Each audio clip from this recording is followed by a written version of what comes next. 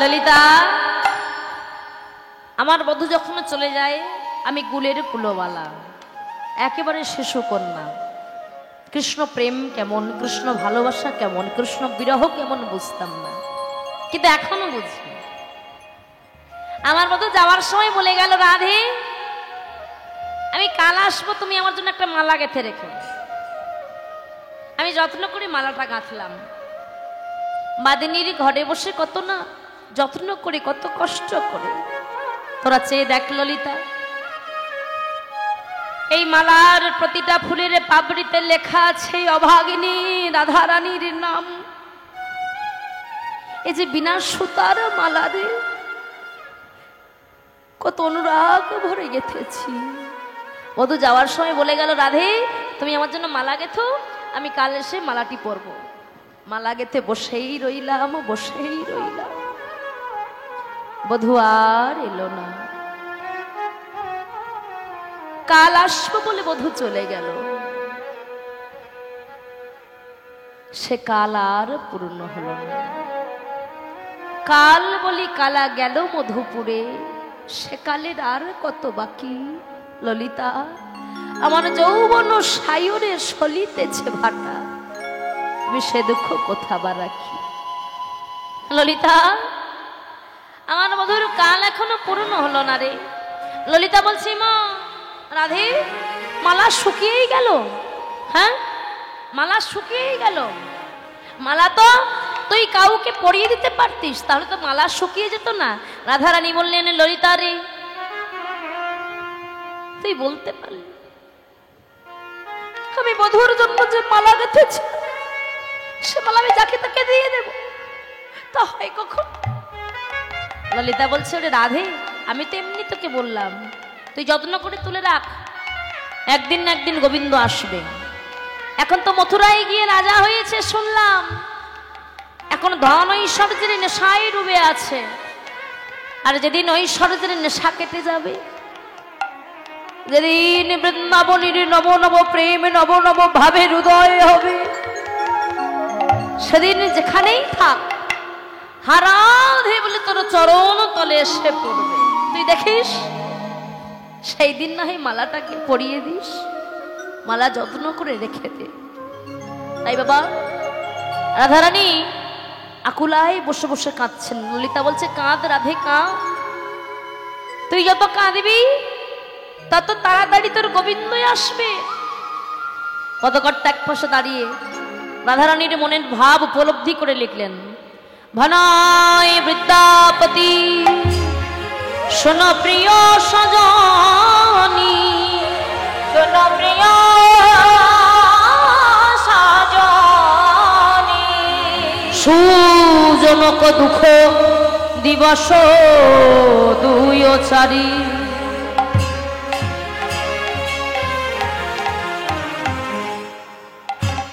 ভনায় বিদ্যাপতি শোন প্রিয় সজনী, সুজনক দুঃখ দিবস দুই ও চারি। মহাজন বললেন, রাধে তুমি কেঁদেই যাও কেন জানো? যে জন সুজন হয় তার দুঃখ দু চার দিনের বেশি নয়। সুজন, আচ্ছা মা, মহাজন বললেন যে জন সুজন হয়, সুজনক দুঃখ দিবস দুই ও চারি। যারা সুজন হয় তার দুঃখ দু চার দিনের বেশি নয়। তাহলে সুজন কারা? এ জগৎ আমরা সবাই সুজন নই। সুজন কারা গো? মহাজন বললেন, যার অনেক টাকা পয়সা আছে সে কি সুজন? বলছেন না। বলছে যার সরকারি চাকরি আছে সে কি সুজন? বলছেন না। বলছে যার অনেক জায়গা জমি আছে, কোটি কোটি টাকা আছে সে কি সুজন? বলছেন না। বলে তাহলে সুজন কারে কয়? বলছে গো সেই তো সুজন হয়। কে সুজন? যে যেমন সঠিক সময়ে সৎ গুরুর চরণাশ্রয় করে হাগোবিন্দ তোমার হলাম বলে দেহ মন প্রাণ তার চরণে বিলিয়ে দেয়, বলে সেই তো সুজন। সুজন কারে কয় মা? বলে যে জনে কৃষ্ণ বলে কাঁদিতে জানে,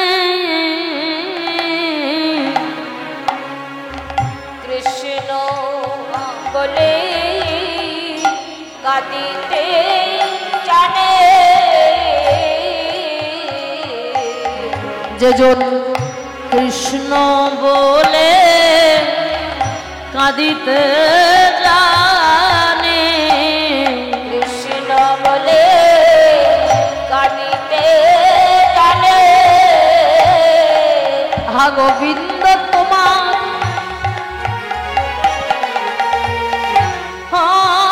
নাম বলে কৃষ্ণ বলে কাঁদিতে জানে গোবিন্দ তোমার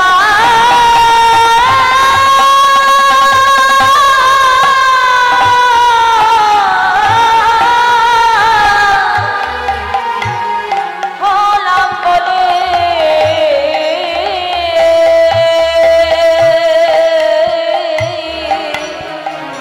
কৃষ্ণ বলে কাঁদিতে জানে গোবিন্দ তোমার হলাম বলে ওই নয়ন জলে বুক ভাষায়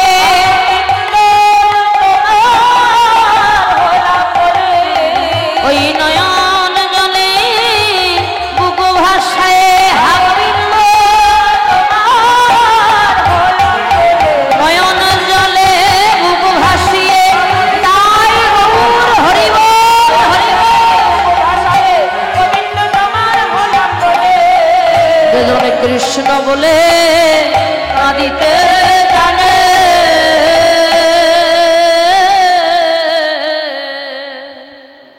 মায়েরা সেই তো সুজন যাহা কৃষ্ণ বলে নয়ন জলে বুক ভাসিয়ে দেয়।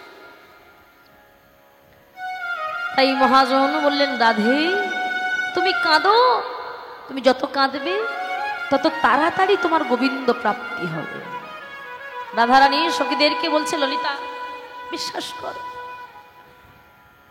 আমি কখনো এমন করে তাকে ভালোবাসতাম না। কেন তাকে ভালোবাসলাম জানিস? শাশুড়ি ননদীর জ্বালা সইতে না পেরে এক সময় মনে হয়েছিল আচ্ছা শুনেছি নাকি গোবিন্দ অঙ্গ বড় শীতল, মনে লোভ হয়েছিল যদি তাকে একবার বুকে জড়িয়ে ধরতে পারি আমার মনে হয় আমার এই সকল সংসারের জ্বালা দূরে যাবে। তাই যখন মনে লোভ হলো আমি তাকে জড়িয়ে ধরলাম। শীতল তছু অঙ্গ হেরি পরশ রস লালসে, তার অঙ্গ শীতল বলে স্পর্শ করার লালসা মানে কি লোভ, লোভ হয়েছিল মনে। তাই করল কুল ধর্ম গুণ নাশে, কুল ধর্ম সব তুচ্ছ করে আমি তাকে বুকে জড়িয়ে ধরলাম। শীতল তছু অঙ্গ হেরি পরশ রস লালসে, শীতল তছু অঙ্গ হেরি পরশ রস লালসে, করল কুল ধর্ম গুণ নাশে। হে সখী করল কুল ধর্ম গুণ নাশে। বলছে আমি তার অঙ্গ পরশ করেছিলাম, জানিস তো মনে লোভ হয়েছিল হয়তো সব জ্বালা মিটে যাবে। লোভের বশবর্তী হয়ে তাকে যখন বুকে জড়িয়ে ধরলাম আমার জ্বালা কমলো না রে ললিতা, জ্বালা আরো দ্বিগুণ বেড়ে গেল। আমি সেই জ্বালায় ছটফট করতে করতে ভাবলাম কি করি কি করি। সেই জ্বালায় জ্বলতে জ্বলতে এখনো পর্যন্ত আমার দেহটা জ্বলেই যাচ্ছে ললিতা। আমার বধূ চলে গেল, যাওয়ার সঙ্গে সঙ্গে যাওয়ার সাথে সাথে শুধু বধূ গেল না, আমার জীবনের যত সুখ আনন্দ সব নিয়ে চলে, সবকিছু নিয়ে চলে গেছে। এখন শুধু আমি পড়ে আছি আর আমার দুঃখ আছে। তোরা কি দুঃখের ভাগ নিবি বল? সখীটা বলছে, ও রাধে শোন শোন, আমরা না তোর মরমী, আমরা যদি তোর আনন্দের ভাগ নিতে পারি তাহলে কেন তোর দুঃখের ভাগ নেব না? রাধে, আমরা তোর সুখেও আছি দুঃখেও আছি। রাধারানী ললিতার গলা জড়িয়ে ধরে বলছে, ললিতা জানিস আরো কি হয়েছে? আমার মনে হচ্ছে আমি আর বাঁচবো না। কৃষ্ণ বিরহ তাপানলে জ্বলতে জ্বলতে এই দেহটা আমার পুরো ছাই হয়ে যাচ্ছে রে, আমি আর প্রাণে বাঁচবো না। তাই বলি শোন, আমি যদি মারা যাই তাহলে তোরা এই দেহটাকে নিয়ে যেমন তেমন করে যেন নষ্ট করে দিস না। এই যে কৃষ্ণ বিলাসের দেহ, ওরে ভগবান শ্রী গোবিন্দ একদিন এই বক্ষ মাঝে বিলাস করেছিল রে, তাই এই দেহটাকে তোরা যেমন তেমন করে নষ্ট করে দিস না। তোরা শোন শোন, আমি যদি মারা যাই, এই কথা শুনে সখীরা সবাই কাঁদছে। রাধারানী বলছে, প্রাণাধিকারে সখী কাহে তোরা রয়সি, আমি মরিলে করবি এহ কাজ। প্রাণাধিকারে সখী, আমি তোদের অধিকার দিয়ে যাচ্ছি, কাহে তোরা রয়সি, কেন কাঁদছিস তোরা? আমি মরিলে করিবে এহ কাজ, আমি যদি মরে যাই কৃষ্ণ বিরহে তোরা এই কাজগুলো করবি, দেহটাকে নষ্ট করবি না। নয়নের জল মোচ, ভালো করে আমার কথাটা শোন। রাধারানী বলছে, ললিতা বিশাখা তোরা সবাই শুনে রাখ, আমি মারা গেলে তোরা নিরে নাহি, নিরে মানে, নির মানে কি? জল, তাই তো। আর অনল মানে আগুন, তাই সখীদের বলছে, নিরে নাহি দারবি, অনলে নাহি দাহবি। নিরে নাহি কারবি, অনলে নাহি দাহবি। নিরে নাহি দারবি, অনলে নাহি দাহবি। নিরে নাহি কারবি, অনলে নাহি দাহবি। রাখিবি শ্যামরূপী তমাল ডালে, হে সখী রাখিবি শ্যামরূপী তমাল ডালে। বললে সখী, আমি মারা গেলি তোর আমার এই দেহটাকে যেন জলে ভাসিয়ে দিস না রে, আমার আগুনেও পোড়াবি না, ওই শ্যামরূপী তরু তমাল ডালে তুলে রেখে দিবি। কেন জানিস? বলে কেন? বলে আমি তমাল বড় ভালোবাসি। তমাল গাছ দেখেছেন কেউ? তমাল গাছ দেখবেন একেবারে আমার গোবিন্দের রঙের মতো রং। আমার গোবিন্দের রঙের রং কালো, তমাল গাছের ছালটাও কালো। দূর থেকে রাধারানী তমাল গাছ দেখলে মনে করতো আমার গোবিন্দ ওখানে দাঁড়িয়ে আছে। তাই সখীদের বলছে, সখী তোর ওই শ্যামরূপী তরু তমালের ডালে আমার দেহটাকে তুলে রাখবি। সখীরা বলছে, আচ্ছা কেন? জলে কেন ভাসাবো না? না আমাদের তো বললে যেতে হবে, যদি কেউ জিজ্ঞাসা করে আমরা কি বলবো? বলে শোন শোন, ও রাধে ঠিক কথা বলেছিস, জলে কেন ভাসাবি না জানিস? ওরে শিশুকাল থেকে হাকৃষ্ণ বলে কাঁদতে কাঁদতে নয়নের জলে ভাসতে ভাসতে এখনো পর্যন্ত আমি ভেসেই চলেছি রে, আজও পর্যন্ত কোনো কুল কিনারা পেলাম না, ভাসতেই চলেছি ভাসতেই চলেছি। আর কত ভাসাবি বলতে পারিস? ললিতা বলল, বেশ তাহলে বিশ্বাস করলাম, কিন্তু আগুনে কেন পোড়াবো না? বলছে, ওরে এটাও তোরা বুঝবে না, কৃষ্ণ বিরহ তাপানলে জ্বলতে জ্বলতে আমার এই দেহটা পুড়ে ছাই হয়ে গেছে রে, আর কত পোড়াবি বল? ছাই কি আগুন দিলে আগুন লাগে?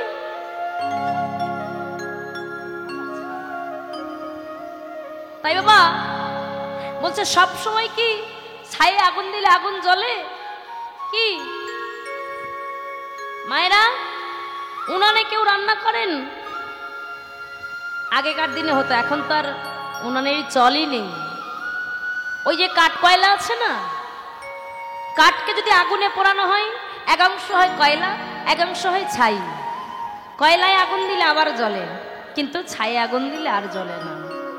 তাই রাধারানী বললেন, সখীরে, কৃষ্ণ বিরহ তাপানলে জ্বলতে জ্বলতে দেহটা পুড়ে আমার ছাই হয়ে গেছে রে, আর ভালো লাগে না। ছায়ে তোরা কোথায় আগুন দিবি? বলতে পারিস ছায়ে তোরা কোথায় আগুনটা দিবি? বলে তা না হয় বুঝলাম, রাধে, শ্যামরূপী তরু তমাল ডালে তুলে রাখবো। আরে তরু তমালের ডালে কেউ মৃতদেহ রাখে? বলে শোন শোন শোন, তোরা আর কি করবি জানিস? আর কি করবি শোন, আমি মারা গেলে আমার দেহটাকে তোরা এই তরু তমাল ডালে রেখে তো দিবি, তবে তার আগে কি করবি আর একটা কাজ শোন। আমার ললাট হৃদি বাহু মূলে শ্যামনামলে খবি, ললাট হৃদি বাহু মূলে শ্যামনামলে খবি, ললাট হৃদি বাহু মূলে শ্যামনামলে খবি, হৃদি বাহু মূলে শ্যামনামলে খবি। কি বললেন? ললাট হৃদ বাহুমূলে শ্যামনামলে খবি, আর তুলসীর দাম দেবি বলে, এ সখী তুলসীর দাম দেবি গলে। বলছে তুলসীর দাম এই বৃন্দাবনে, তুলসী, আমায়রা তুলসী গাছ তো চেনেন? হ্যাঁ, তুলসী, তুলসী একবার যে বস্তুতে থাকে সেখানে কখনো কীট মানে পোকা দংশন করে না, পোকা সেখানে থাকতে পারে না। তাই রাধারানী বললেন, সখীরে, তোর এক কাজ করবি, আমার ললাট হৃদ বাহুমূলে শ্যামনাম লেখবি, শ্যামনাম লিখে দিবি। আর কি করবি জানিস? তুলসীর দাম দেবি গলে। আমার সারা অঙ্গ তুলসী, বৃন্দাবনে যত তুলসী গাছ আছে সব তুলসী গাছ তোরা তুলে আনবি, এনে আমার সর্বঙ্গ তুলসী গাছে ঢাকা দিয়ে দিবি। দেখবি আমার দেহটা অক্ষত থাকবে, কখনো কোনো কীট দংশন করবে না। যদি কখনো না কোনোদিনও আমার গোবিন্দ এখানে আসে, সখী, একদিন না একদিন তুই আমার গোবিন্দ এখানে আসবে রে, সেদিন তোরা আমার দেহটাকে থেকে দেখাস। আর হ্যাঁ, আরো একটা কাজ কর, তোরা করে একটা পাত্র এনে দি। বলছে কেন রে? বলে ললিতা, আর তো সময় নেই, কৃষ্ণ বিরহ তাপানলে জ্বলতে জ্বলতে আমার দেহটা যে ছাই হয়ে গেছে রে, আর প্রাণে বাঁচবো না। তাই বলি শোন, তোরা করে একটা সোনার পাত্র দে, আমি চলে যাওয়ার আগে আমার প্রাণ গোবিন্দের চরণ দুটি ধৌত করার জন্য একটু নয়নের জল ধরে রেখে দিয়ে যেতে চাই। সখীরা তরা করে একটা সোনার পাত্র এনে দিলেন। সেই সোনার পাত্র নিয়ে রাধারানী হা কৃষ্ণ বলে নয়ন বাড়ি বরিশন করছেন, আর নয়নের ধারা বিন্দু বিন্দু করে সেই সোনার বাটিতে পড়ছে। রাধারানী বললেন, সখীরে, তোরা শোন, যদি আমার বধূ কখনো আসে, তোরা এক কাজ করবি, এই নয়নের জল দিয়ে বধূর চরণ ধৌত করবি। সেদিন হয়তো আমি নাই বা থাকলাম, যদি কম হয় তাহলে তোরাও একটু করে দিস। তাই রাধারানী হা কৃষ্ণ বলে নয়ন বাড়ি ঝরছেন। নয়ন বাড়ি স্বর্ণঝারি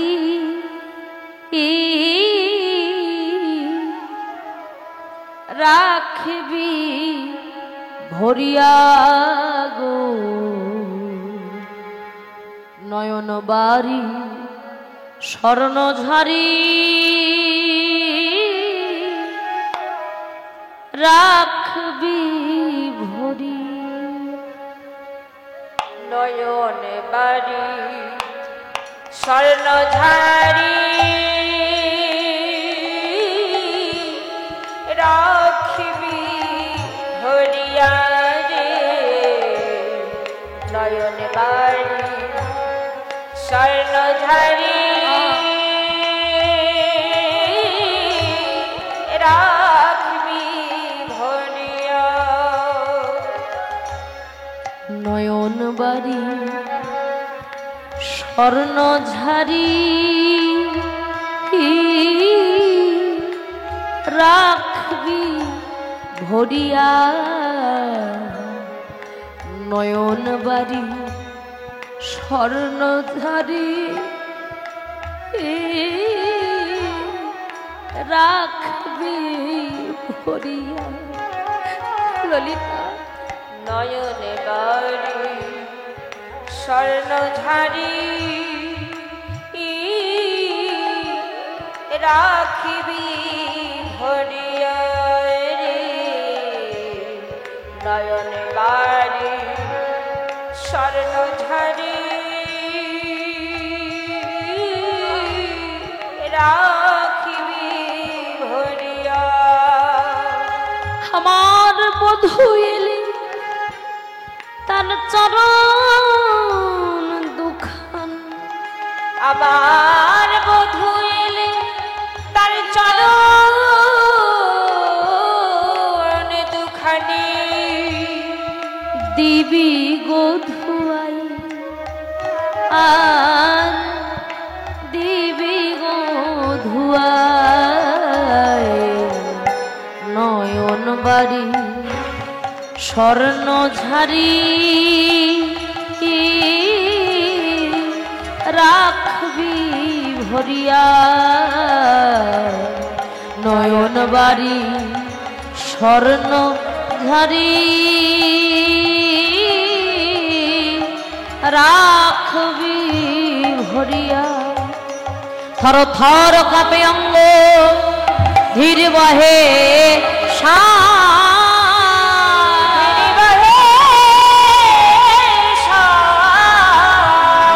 নাসারঙ্গে তুলা ধরি ধ্বনি দেখে নিশা